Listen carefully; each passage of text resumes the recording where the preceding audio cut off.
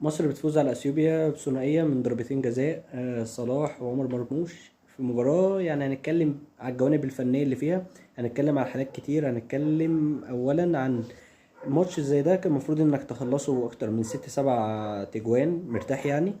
بس كان فيه كميه رعونه. يعني في فرص بالجمله، فرصه تريزيجيه اللي جت في القايم، وفرصه برضو بتاعت تريزيجيه اللي هي في ال6 ياردة اللي حطها في السماء. وفي برضو فرصه كان صلاح اداها لاسامه فيصل، و يعني اتعامل معاه بشكل يعني سيء، ضيعها برضو. في كم فرص، يعني نجم المباراة هو الحارس يعني.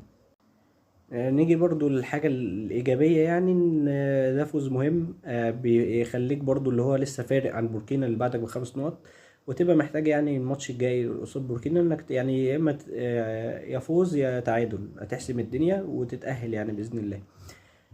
آه، الجوانب الإيجابية النهاردة انك يعني كان في اللي هو يعني شكل لحد ما، إلى حد ما يعني شكل كويس، شكل إنك مهاجم على طول. بس لازم يعني تشتغل على حتة الكور، يعني استغلال أكتر من كده. لازم ما يبقاش في أنانية، تلعب الفرقة تلعب للجميع، مش كل واحد عايز هو اللي يسجل وخلاص يعني.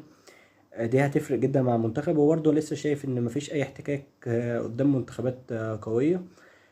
وأتمنى يعني إن الأداء يتحسن عن كده أكتر، وإن يبقى في استغلال أكتر من كده.